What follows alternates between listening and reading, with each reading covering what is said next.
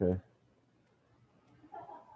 So company and industry analysis. So we kind of touched on it when we did our introductory presentation when you guys joined back in the winter. We talked about more in the context of different industries, like how do we identify industries that are a good fit for a search fund? And we said we were looking for slowly growing, fragmented industries, et cetera, and then we kind of use that to inform some of our work. But I think the subject of industry analysis and company analysis is broader than just the search fund space and can be used for all kinds of reasons, like picking stocks to invest in, or, you know, as a banker, you may be interested in which portions of your portfolio are likely to come under strain in a particular economic environment. For many different reasons. So we're going to basically jump into this and take a look at company and industry analysis at a broader level than just from the search fund perspective, if that makes sense. And I'm going to need to end a little bit early today because I've got a call at 4:30 with the seller, if that's okay. Okay, so let's see how far we go. So I put together some notes for us to work through. Let me just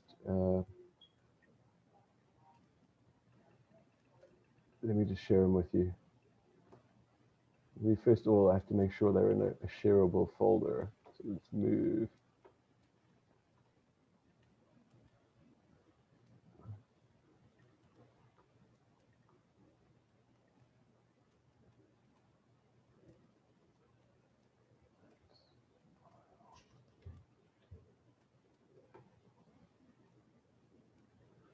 MS Capital team, where are you? Why am I not seeing this? I think I might have done this in my personal G Drive. Yeah, I did. Yeah, that was kind of dumb. Okay, sorry guys, just give me a second here.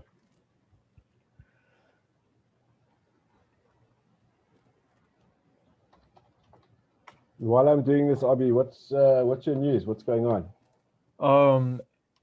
I got the article back from you. I couldn't look at it though, but I'll be able to do it this weekend.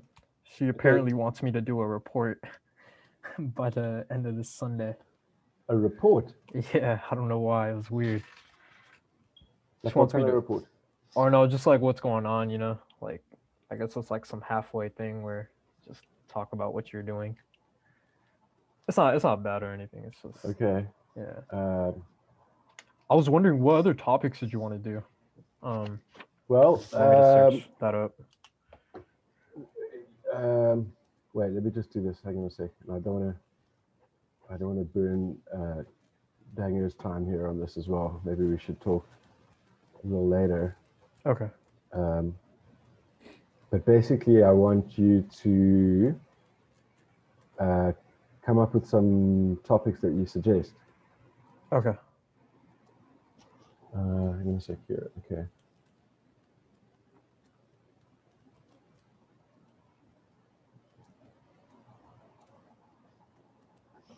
Almost there. Sorry, guys. All right. Okay. No.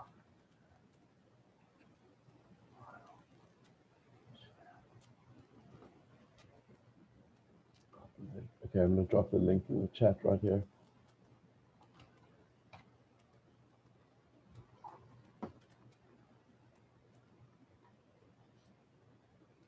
And I'm going to share my screen.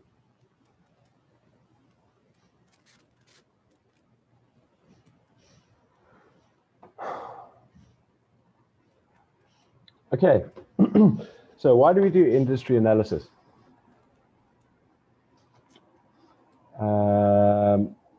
We talked about it a little bit, but basically we want to understand the dynamics of the industry and basically what the performance of the industry is likely to be in the future. And there's a number of reasons why we may want to do that. And the second point over there is from an investing perspective, and we kind of touched on that when we looked at good industries for a search fund. We're trying to identify growing industries. Any questions on why we do industry analysis? No. Okay. How do we decide what is an industry? There's lots of different ways that you can do it, but the most common way of doing it is grouping them by similar products and services provided. And then a sector is a group of related industries. So an industry is like one level smaller than a sector. So there I've got the example of the healthcare sector, which includes the medical device industry and the hospital services industry. What other industries are included in the healthcare sector?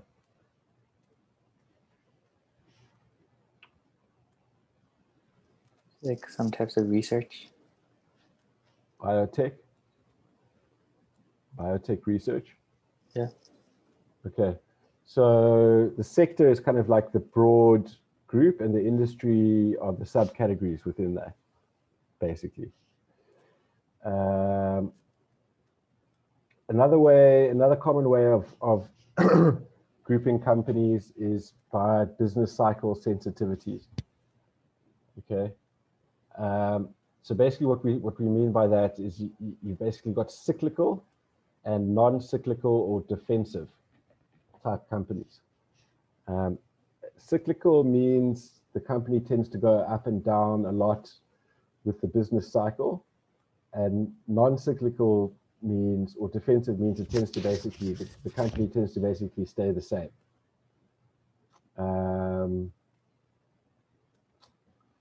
And okay, let's talk about cyclical. You can give me an example of a cyclical industry.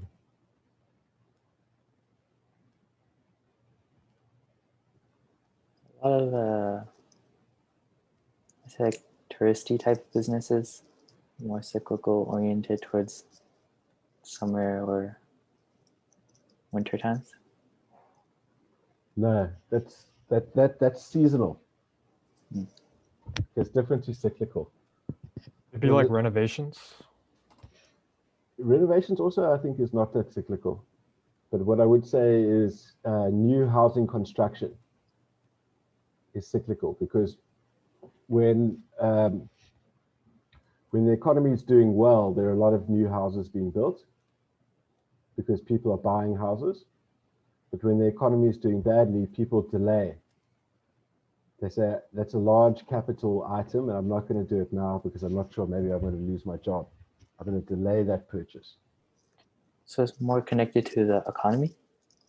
It basically talks about what happens to a company in an economic downturn or an economic growth phase. So if the company goes up and down a lot when the cycles change, then it's cyclical.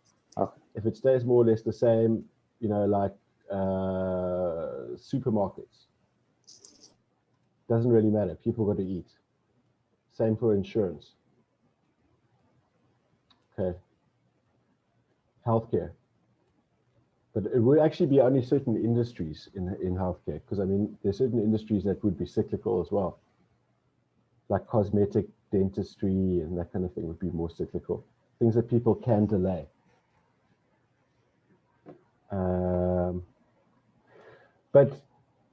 Okay, so we've talked about whether companies are cyclical or not cyclical based on things that people can delay. Large capital items or large expense items or services that people can delay. They tend to delay them if things are not going well in the economy. Other reason that a company its performance can go up and down with the business cycles because it's got a very high fixed costs. Okay. And so what happens with these companies that have got high fixed costs, like big factories, or mines or whatever, is that because they've got that huge capital expenditure, they don't want to cut their production when the business cycle turns down. Okay, because they've got this high high fixed cost, and so they start losing a lot of money because the business cycle turns down and they can't cut their costs. It's a big fixed cost. But then when the business cycle turns up, they do really well because it's a high fixed cost company. They have high operating leverage, which, if you guys recall, it means that as you sell more stuff, you basically spreading your revenue over a fixed cost basis. So the cost per item goes down, which is opposed to a company that has mostly variable costs. I'm trying to think of some examples here. Okay, so I said, yeah, so like car manufacturing, that would be more of a company with a high fixed cost because they've got all these big factories. They've got all these workers.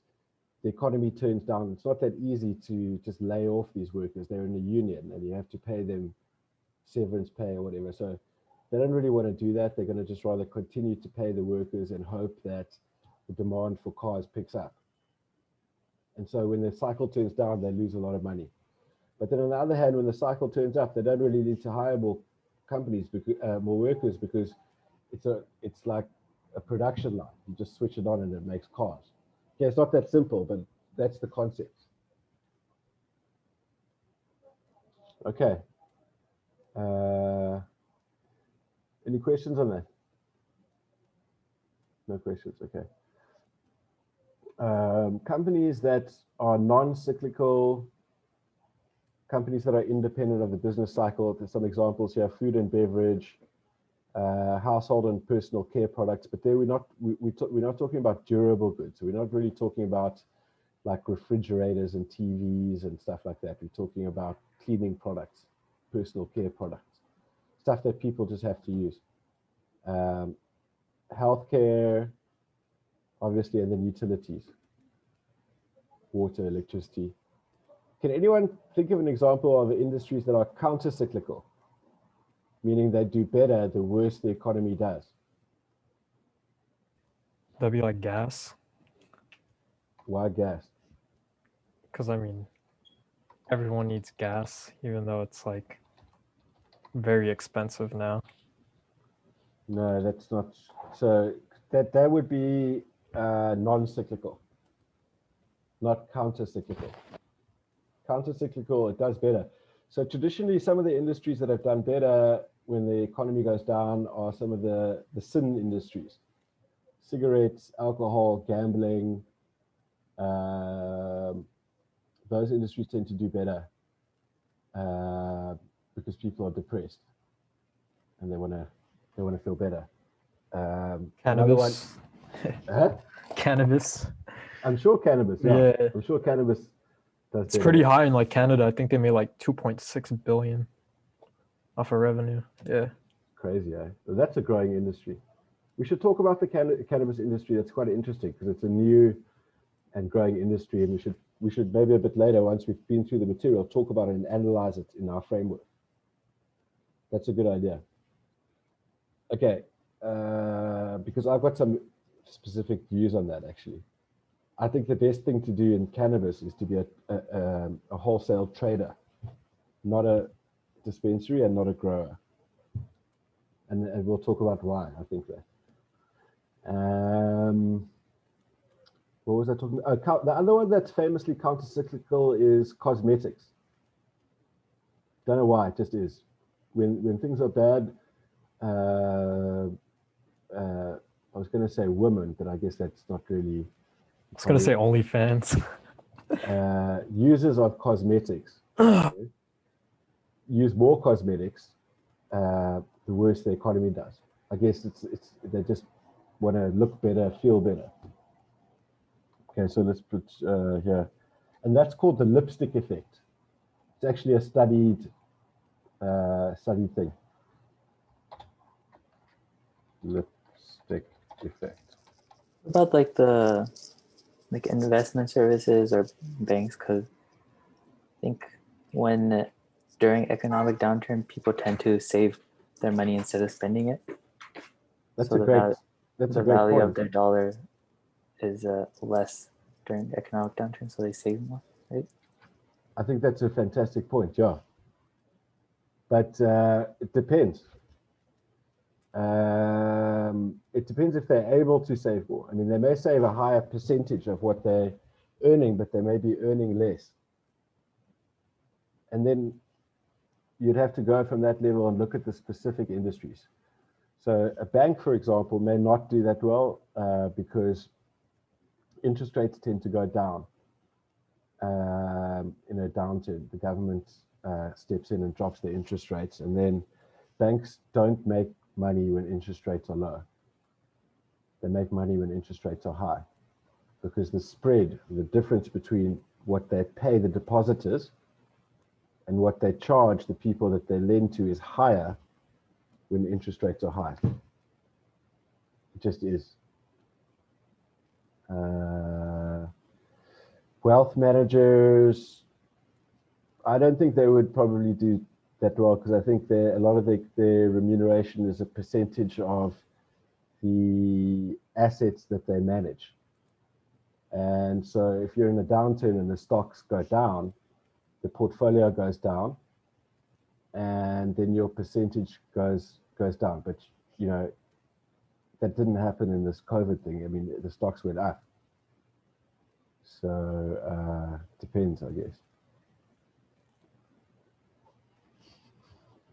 Okay, then you got growth industries. Okay, growth industries are kind of there's some long-term secular trend which is so strong that the economic cycles don't actually affect the companies significantly.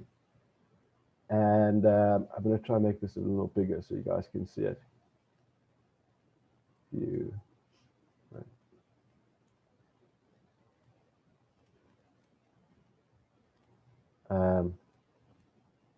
How's that? Can you guys see that? This chart. Okay.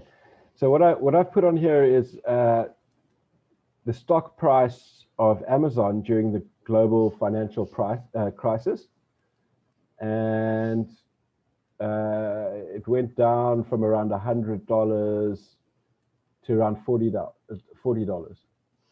This was 2008, so 2008, 2009, so 10, 11, 12 years ago. You know what the price of Amazon is today? It's like $3,000 or something, right? Isn't that incredible? So it's gone up 100 times. Too bad we didn't buy it, eh? Anyway, that's not the point. We can't worry about that. The point is that on the bottom pane here, I've got Amazon's annual revenue per year. And you can see that it was, I have to look quite closely, it was about 11 billion in 2007, 15 billion in 11 billion in 2006, 15 billion in 2007, 19 billion in 2008, 24 billion in 2009. So it wasn't affected by the downturn at all because it's a long-term secular growth trend, the growth of Amazon and e-commerce. And so I put a couple of others that I could just think of over here. Aging services, because that's driven by the aging population, and Internet of Things, which is being driven by it just is. I don't know what's driving it, but I mean, there's obviously 5G, which makes these devices work outside of Wi-Fi environments. There's I don't know, it just is. It's a long-term secular growth trend. I think cannabis would probably also be one. You can think of others.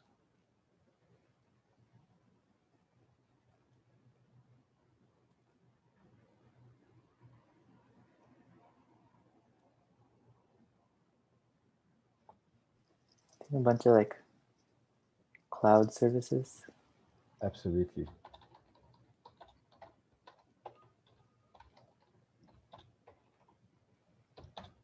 Abby, can you think of one? No, I can't. Do you remember when you told me about the concerns some people in your neighborhood had about rising sea levels? Climate change. Climate change, right? These are long-term growth trends. But I had a few others written down over here. We should talk about some of these. I mean, some of them may not be mainstream consensus, but they're just, I think, working from home. I don't think that that's a COVID thing. That was starting to happen as a trend before COVID. So it may go down. In fact, it will go down as people go back to work. But I think it's just going to continue to get more and more and more. Do you guys agree?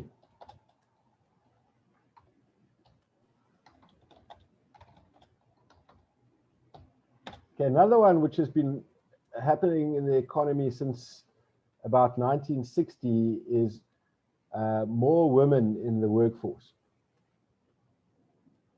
Okay, so before 1960, most women stayed at home. And since, well, it's not like a hard like 1960 but it's a long-term increasing trend of a higher percentage of women are in the workforce.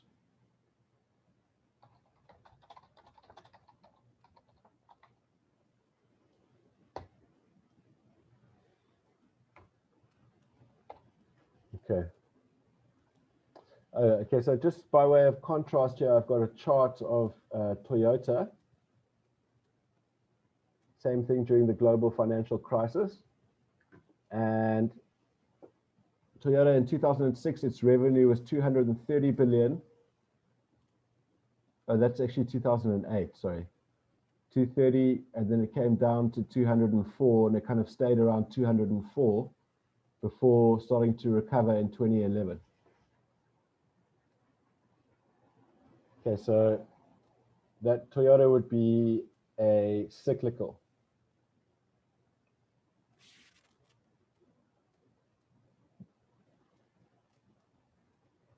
Okay.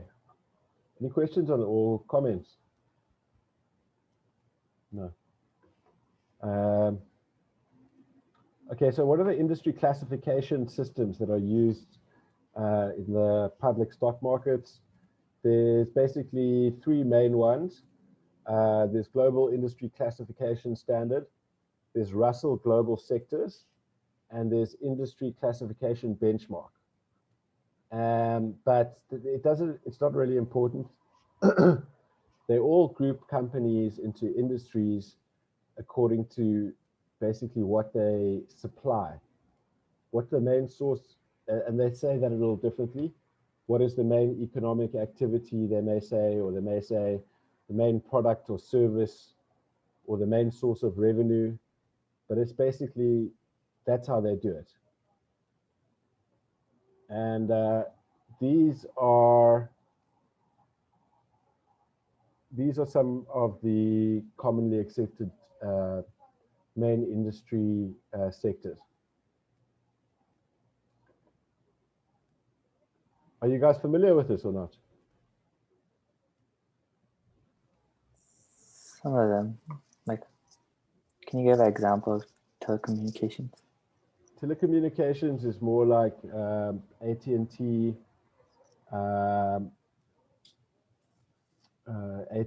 Verizon. It probably would include companies supplying equipment to those to telecommunications. It probably would include a company like Crown Castle, which is or American Towers Inc., which are tower leasing companies, although those may also be classified as real estate companies. But that would be telecommunications broadly. And what about consumer discretionary? Consumer discretionary, that that's more like the cyclical consumer stuff. Like I think they would include home builders, like probably restaurants. Let's have a look because I'm not sure.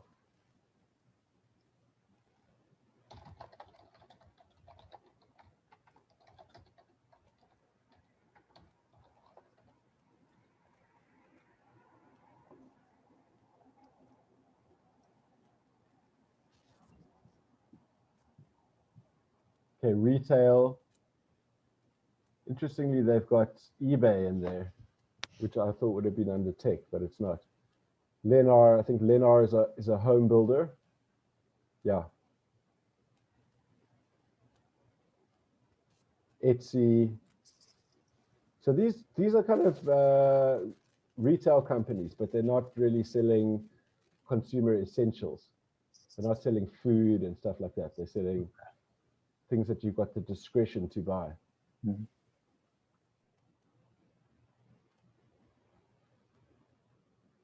They've even got Tesla in there. So I mean, it's all the stuff's a bit of a gray area, but they're just quite interesting, eh? So you've got home builders, you've got Tesla, you've got e-commerce, and so the classification is basically classifying according to the decision process of the consumer. Is this something that I buy because I want it, or is it something that I buy because I need it? Whereas staples is more like you need it. Okay, energy, that's going to include all the petrochemicals, nuclear power, uranium, wind power. We won't include uranium mining, that would be included here.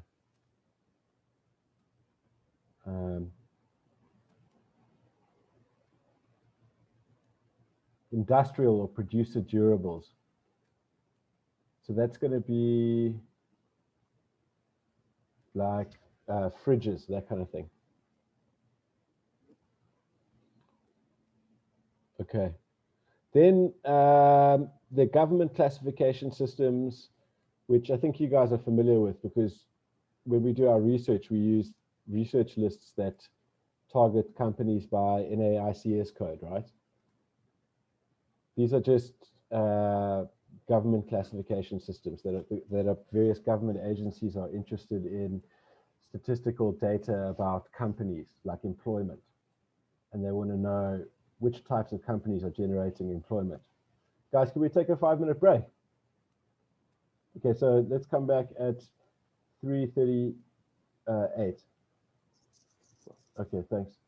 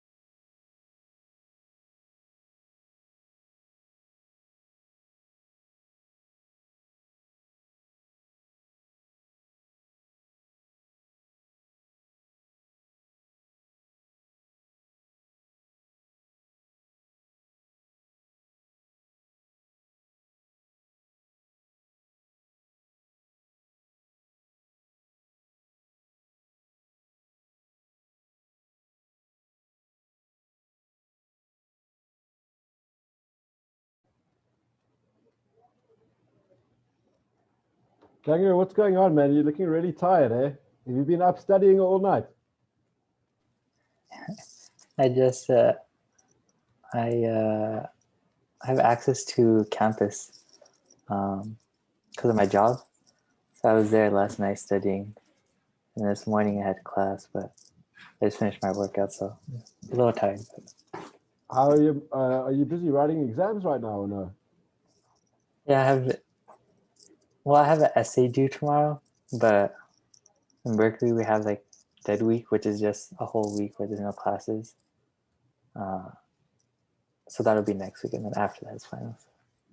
So, You know, it's funny. Like when I came over here and I went to Stanford, like I was struck by how different the approach is at in college or in university here to what it is back home in South Africa. In South Africa, like when the exams are coming, it's time for panic. Like I would just lock myself in my room and just try to pass the exam. But over here, everyone actually studies and goes to class, so it's like not such a big deal. it's still hard though. It's still hard. It's still stressful. I mean, it's always stressful, right? Yeah, I understand. Okay. Right. So we. Oh, I have to share my screen. Sorry.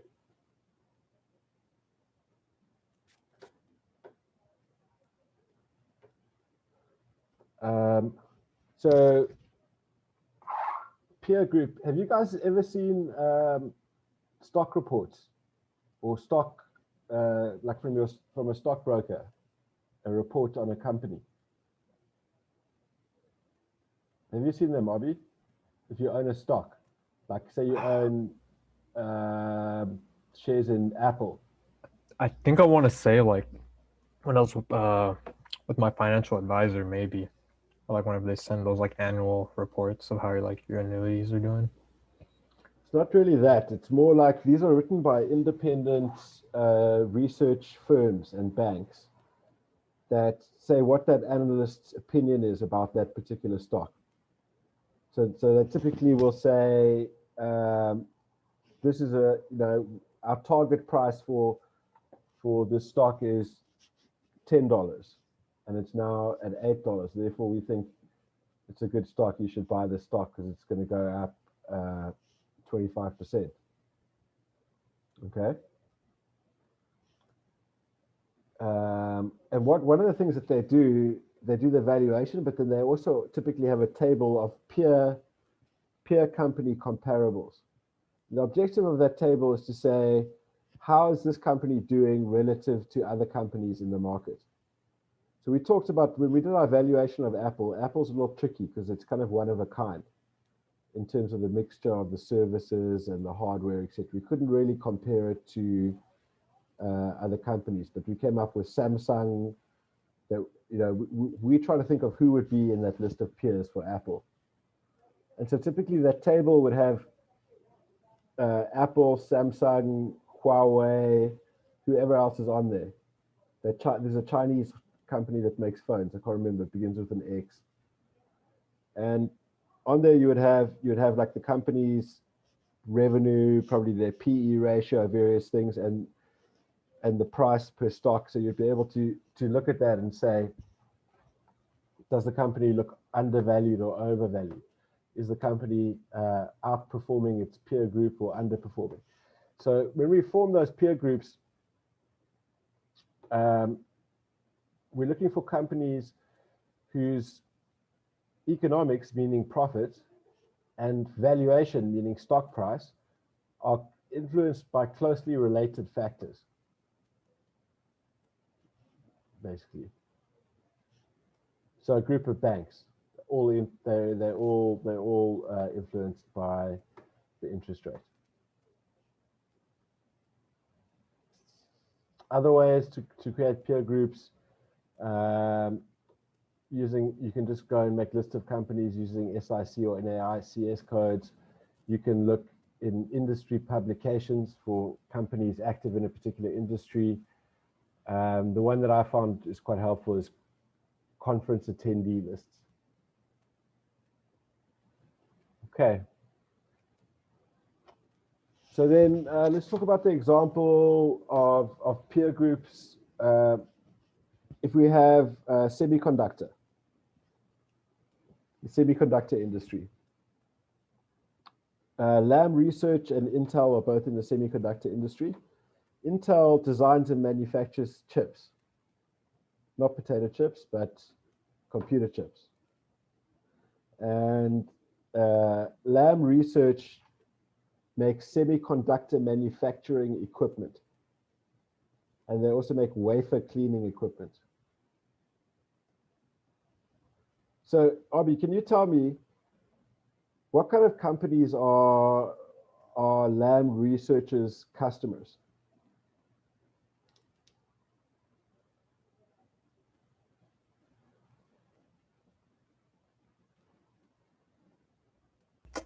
I don't know. Okay. Anyone that needs wafer. Anyone that needs a Any wafer. equipment. Yeah. And who needs a wafer? I have no idea. It's going to be these computer chip companies. So like Intel or Like oh no, they Intel, like TMMC, which is Taiwan Semiconductor, like Qualcomm, you know, maybe the graphics cards companies, or the artificial intelligence chips companies, whatever they're called. What are they called? AMD, those guys. Right. Okay. Which of these two companies is going to be more cyclical and why?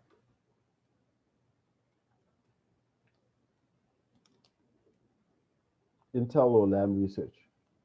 Which is more cyclical?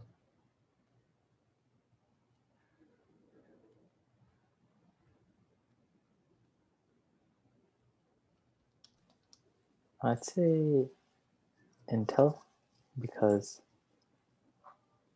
well, with the Lam, let's say with like the wafer cleaning equipment, consumers are going to need that cleaning, and also Intel, who produces those chips. Is that right? So you're saying they've got a diversification of the end customer applications. Yes. I like the idea that you're saying that the cleaning, the wafer cleaning, is like a maintenance service. Okay, but that's actually in this. So that idea is the right idea. A company that provides like a maintenance type service is not a cyclical company because the maintenance is always needed. But in this particular case, it doesn't really work like that. It's the wafer cleaning is done on each wafer produced on a once-off basis during the production process. So Abi, what are your thoughts? Which is more cyclical? I was gonna agree with Danger, but I mean, Okay. So guys, you both could see it the opposite way as well. Like the wafer needs Intel to manufacture those chips so that they can use them for that purpose. Okay, so let's forget about the wafer cleaning. Okay, so Lam Research makes, or LAM Research makes machines that make computer chips. They don't make computer chips. And so what happens is when the market turns down, the demand for computer chips goes down because the economy goes down. Companies like Intel and Qualcomm are not going to shut down their plants because they've got this massive plant. You know, there's all kinds of costs to shutting it down. They're going to just keep running their plants and hope that the business cycle improves. But they're not going to be buying new machines, right? To produce more. And for that reason, Lam Research is going to go down more because Intel's just going to, you know, they're going to keep supplying the number of chips, which is lower, but Lam Research are not going to get any orders at all. And then what happens is the economy turns up and it starts going. And Intel goes up, but LAM research goes up more, because now all of a sudden Intel need more capacity. They haven't ordered any new machines, for a year or two, and suddenly they order a whole lot. Okay, so lab research is more cyclical, and it's more cyclical. Why is it more cyclical? Because it's a large capital item. Okay, I think we've answered question 2 as well. So if there's a downturn followed by the early stages of a recovery, which one will grow more quickly? That's going to be LAM. What about later? I'd say later in the cycle, probably it's going to be Intel, because, or it might be more or less the same. So the economy is growing like, 2 to 3%. It's been doing that for 10 years. They're going to be more or less just buying, Intel will just be more or less buying replacement equipment, a few machines, but it should sort of more or less match the growth in the demand for chips. Okay. Is there a way to quantify that, like a beta, for it to see how cyclical it is? Yeah. The Is it? beta will tell you that. Oh. You know what the beta is, hey Danger? It was the covariance of the stock with the broader stock market.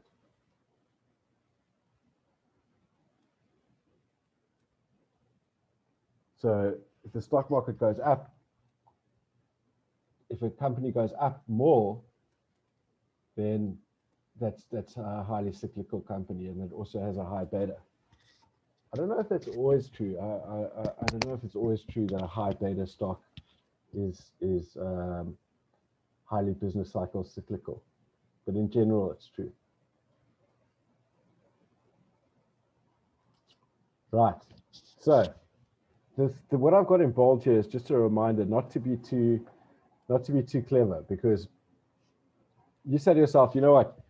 So now I can see that the economic cycle is turning up, and so Lam Research is going to outperform, and I'm going to buy Lam Research. That's actually not a good argument, because you've got to understand that the price of any stock is given by the supply and demand for that stock, and the supply and demand is driven by people's expectations of the future earnings of that company. And so what if everyone thinks the same thing as you?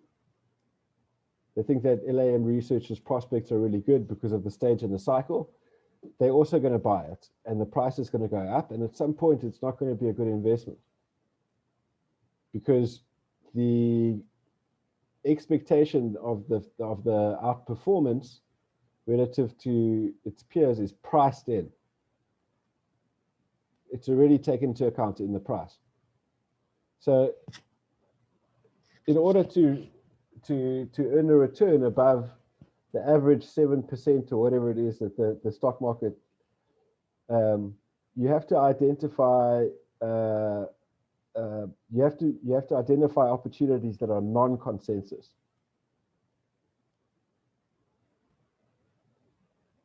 Okay, so that you've got an opinion that's different to the market. So looking at the industry analysis framework, what you would do is you'd say, I'm looking for semiconductor equipment manufacturers because we're at the very early stages of an economic recovery, and therefore they're expected to outperform. And then from there, you would drill down into the individual companies and try to identify one that's underpriced. So maybe you would look at Cadence Design Systems that make various software and systems for manufacturing chips, and see how it looked. Okay. Okay, so this diagram right here, let me just make it a little bigger. That's fine to wait.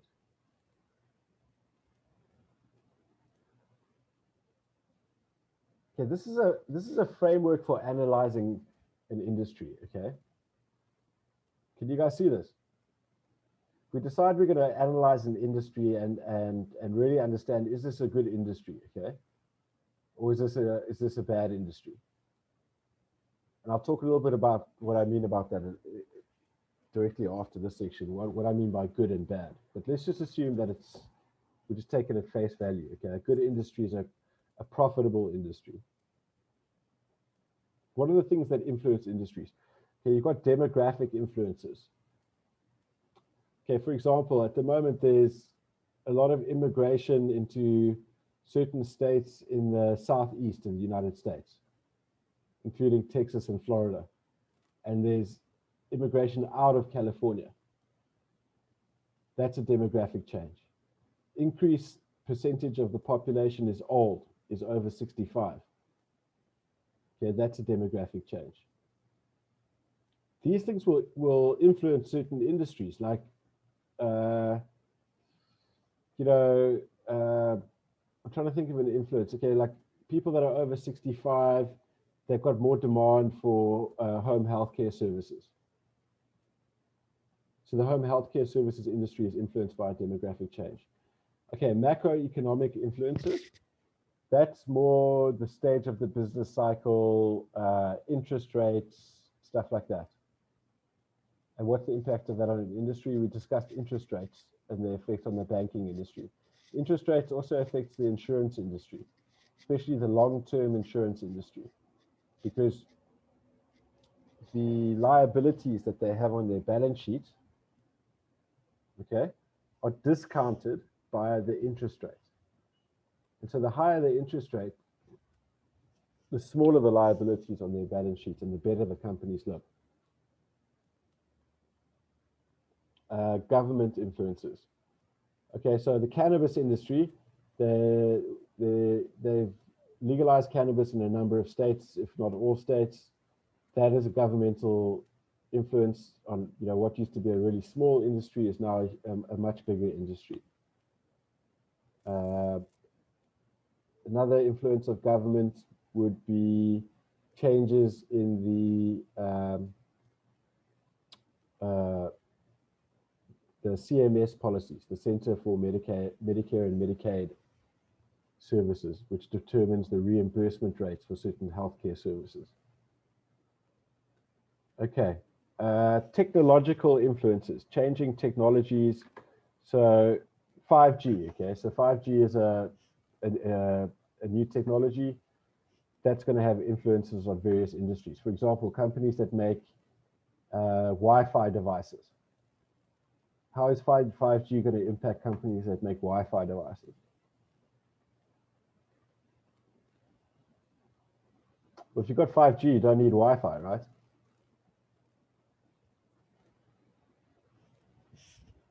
I don't know, but it's something to think about. So if you're analyzing a company that makes Wi-Fi devices, you're going to want to say, what are the demographic, this influences, that influences, what are the technological influences? Okay. What are the social influences? I'm not sure exactly what that means. What do you guys think social influences means? Like people? But people what though? Like public opinion. Public opinion. Okay, so give me an example. Let's say maybe like ESG ratings or. Right, that's a fantastic one. So let's talk about it in the context of, say, a oil and gas company. Oil and gas companies could be subject to various higher environmental costs as a consequence of the social influences. Although I would actually put that more under government influences, but it originates in social influences because people elect the government to implement the policies they believe in, right? So that starts off as social and then it becomes a governmental influence. Okay, so these are kind of the external factors, and then if we dig in a little bit deeper, you've got the threat of new entrants. So that basically means how hard is it to come into an industry? Is it an industry that has like a network effect or is highly capital intensive? Or is it just easy for anyone to come into it? So a good example of a low barrier to entry industry is restaurants. Restaurants basically don't require that much capital, and it's not that hard to start a restaurant. It's pretty hard to successfully run a restaurant for a long time, but people come into the industry quite easily.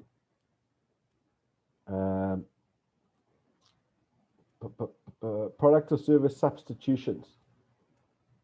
Okay, is the product or service that the industry provides easily substituted for something else? So if the price goes up, people substitute it.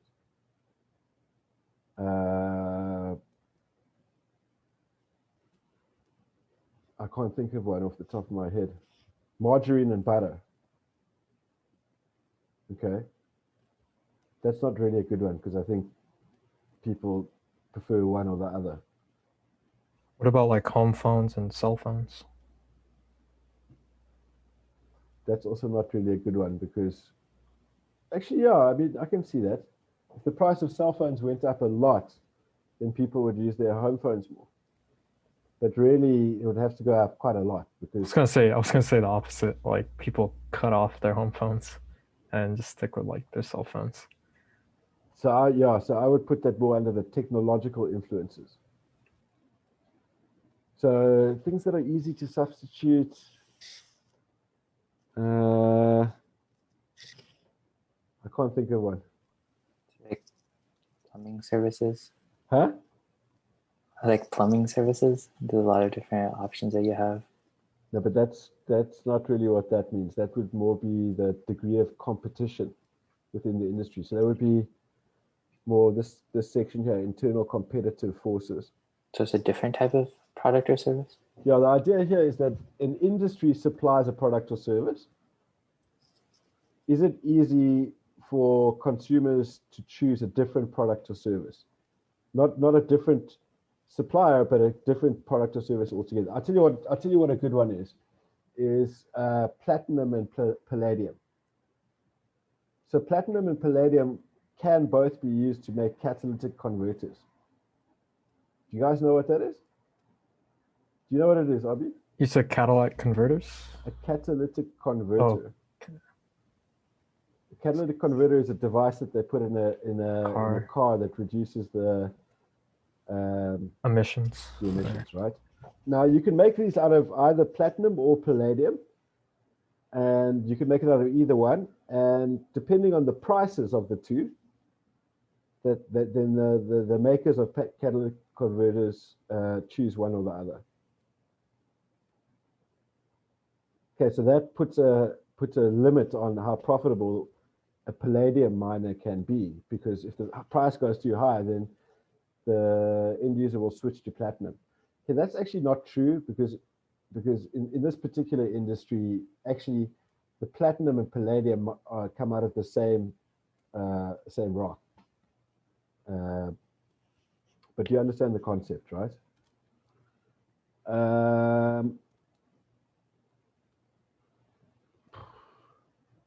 Okay.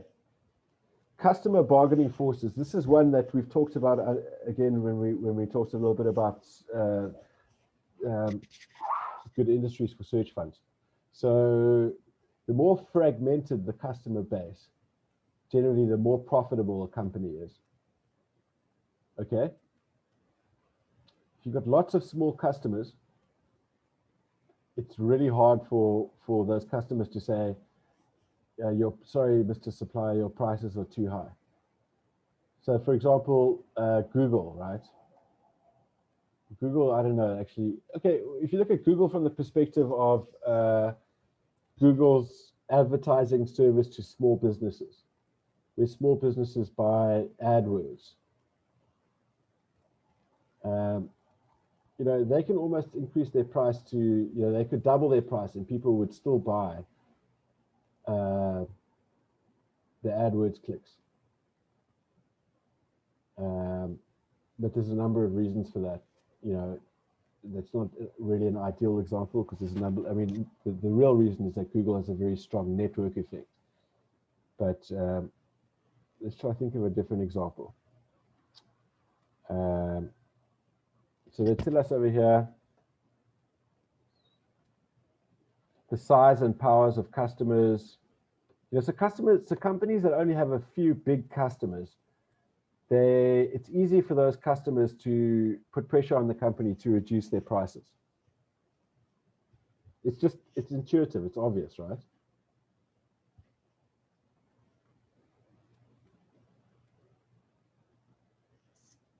And the same goes with suppliers. So you want to be in an industry where you've got a choice of suppliers, not just one or two suppliers. Because the more small suppliers you have, the easier it is for you to negotiate with them. If you've got a few big suppliers, then they're just going to say, sorry for you. That's the price. Okay.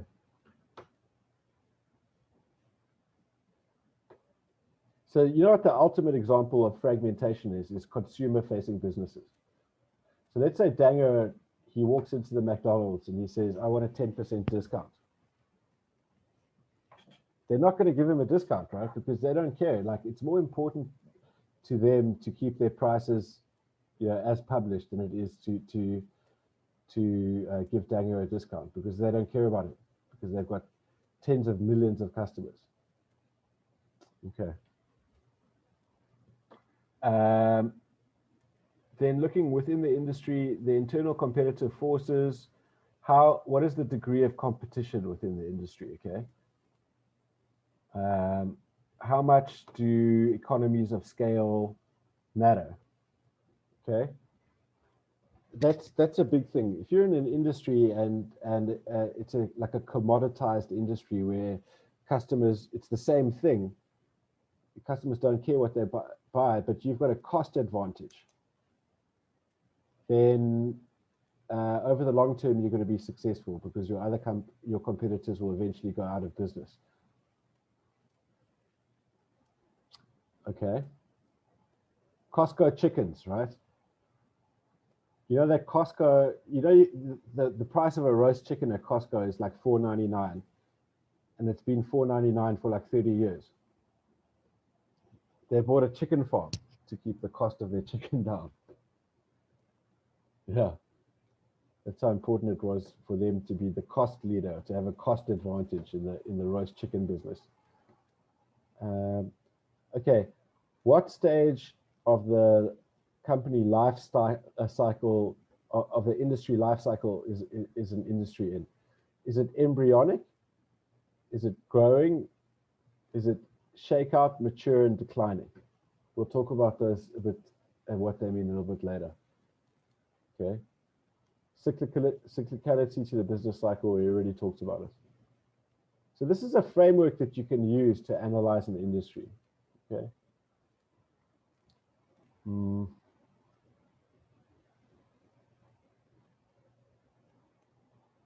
Okay, so before I said we want to analyze the industry to decide, is it a good industry or is it not a good industry? And basically the way that we measure that is using a number called economic value added, or EVA, which basically means the amount of value captured by an industry.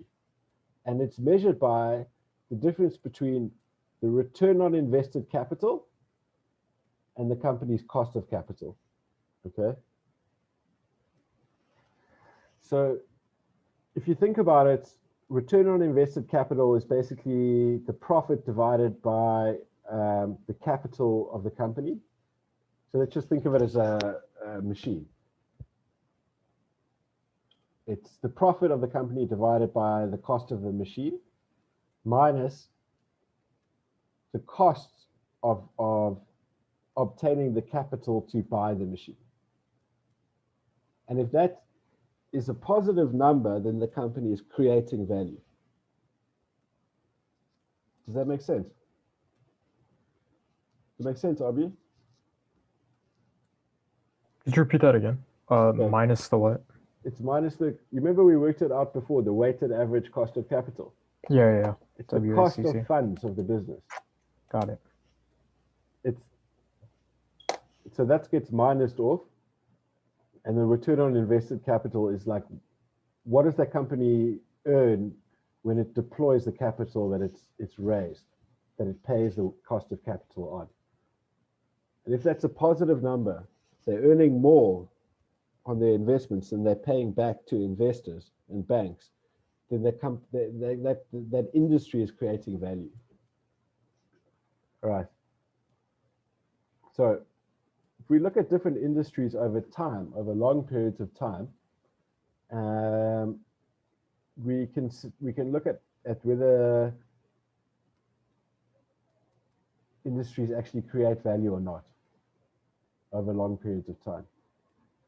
So looking at this, the one I was really surprised by was information technology.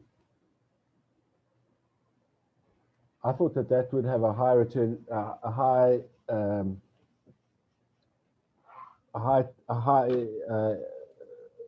economic value added, or excess of return over cost of capital. When I thought about it, I thought like maybe the reason is that may be true for the industry in general, but if you look at it, if you measure it on a sector basis, it's kind of a very winner takes all business. So for the companies that are the winners, they earn a massive excess return over their cost of capital, and everyone else goes out of business. And so the sector as a whole, not that great. Another reason could be rapid technological change. So any particular stock in the technology industry is subject to losing its competitive advantage due to technological change. Okay. Can you give an example of what a information technology, like an example of an organization? It includes every tech company basically, because if you look at the way they've divided these, there's nowhere else basically for them to go. So it's going to include all the big tech companies, hardware, software, services, everything.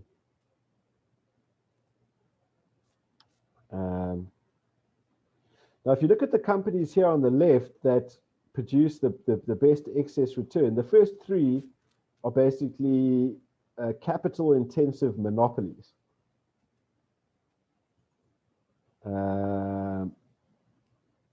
You know, oil and gas companies, banks and insurance companies, and mining companies. These are all companies that it's hard to come into that market. You need a lot of capital to come into that market. Okay. Real estate is also, you need a lot of capital to come into that market, but actually you don't, because it's quite easy to borrow money for real estate. Whereas it's pretty hard to borrow money to build a oil and gas platform. Anyway, that's what it is.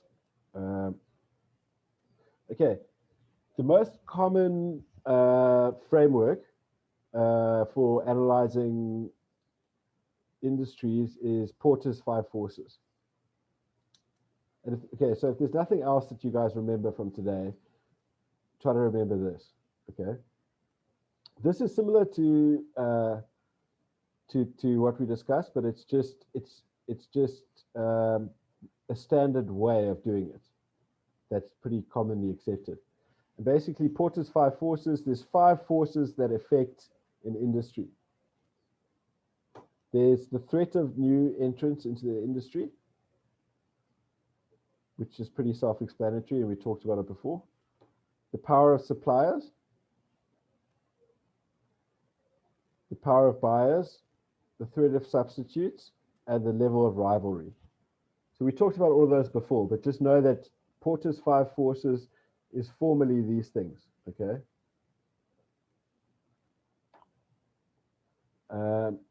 I haven't really got any extra comments on threat of new entrants.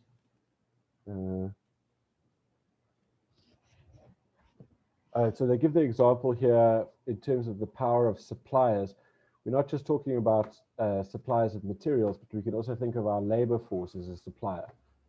And if the labor force is unionized, they're more powerful than a ununionized labor force. And therefore the power of suppliers is higher, and therefore the industry is going to have a lower economic value added.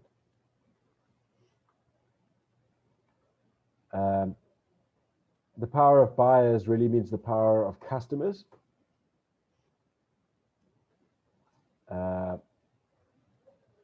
So they give the example of companies that manufacture car parts and sell them to car makers.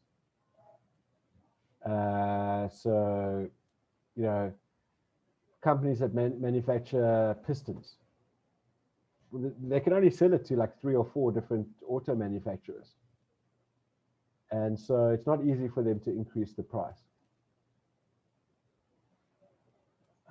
Threat of substitutes, basically if it's easy for the customer to substitute your product with a different product, it's not that great a business, because you can't raise the prices, or your prices, you know, will go down. Another example of threat of substitutes is natural and synthetic rubber. Natural rubber is a superior product. Okay, it's got a higher, it's stronger, basically. But synthetic rubber, you can use that as well.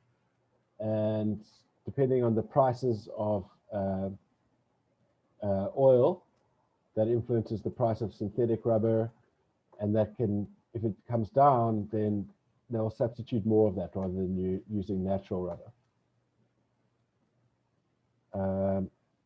Okay, the degree of rivalry, okay, between existing competitors. You would think that this has got to do with the threat of entry to the industry, but it's not, it's different. It can also depend on factors within the industry itself. So industries that are highly fragmented and have a lot of small players tend to be highly competitive. And one of the main reasons for that is because they don't coordinate between each other, because there's lots of small players to coordinate their approach to the industry so that it's more profitable. Okay.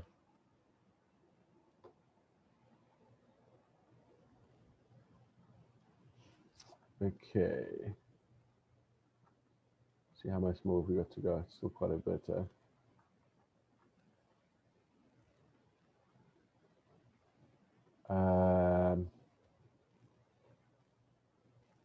Okay, let's talk a little bit more about barriers to entry in detail, okay? If it's easy for any competitor to come into the industry, like a restaurant, like we said, it's easy to start a restaurant. I don't know if that's true or not. I've never started one, but let's just assume it is. It's going to be hard to make a high profit in the long term, because other competitors are going to come in. It's going to become more competitive. People are going to drop their prices, right? So here's an example of some companies that have got high barriers to entry. Facebook and Visa. Facebook and Visa both have very strong network effects. So people are on Facebook because other people are on Facebook. And that's really hard to replicate. Another one would be Airbnb. Okay. Airbnb has got all the biggest selection of guest properties. And therefore, people, when they're looking to go on vacation, they go to Airbnb. It's really hard to replicate. Okay, so these are very high barriers to entry. Visa, same thing, right? Visa is accepted by almost every shop in the world. So it's pretty hard to start a new credit card network, because how are you going to, like, what are you going to do? You'd have to have enough people with your credit cards that a business would be interested in accepting that. And the people would want there to be enough businesses in order to justify getting your credit card. So these are very high barrier to entry businesses due to network effects, okay? Automakers. Okay, this is the industry with very high capital costs. That's the barrier to entry in this case, okay? It's not a network effect, it's very high capital costs. But it's not profitable. Not very profitable. Why? Some of the reasons that I could think of were that it's a commoditized product. So in the sense that, like, I mean, it's not true of all cars, but for a lot of cars, it's true. It's like, you don't really care if you get this small car or that small car. And it's a large ticket item, which means that the companies tend to lose money in economic downturns. So they don't make money consistently. Okay. Guys, I think maybe we should leave it at that for today. And we'll continue with this next week. And because we're going to do 2 weeks in a row now, hey, because we skipped last week. So we'll continue with it next week, and we'll finish industry analysis and then move on to company analysis. Does this sound like fun? Sounds good. Any questions on that? No. Okay. Good luck with your exams, Daniel. Thank you. And Abi, are you also writing exams? Yeah, I have one this week. Good luck, man. Thanks. Do Appreciate you want to it. stay on for a little bit and just chat about your writing report? Yeah, sure. Okay. I'll head out. Okay. Good luck See on you. on the call. Bye. See you, Abby. See ya. So honestly, all I think I need to do is just need to write what do you call it? Need to talk about what I'm gonna write after. You want to see what she's asking for? Sure. Kind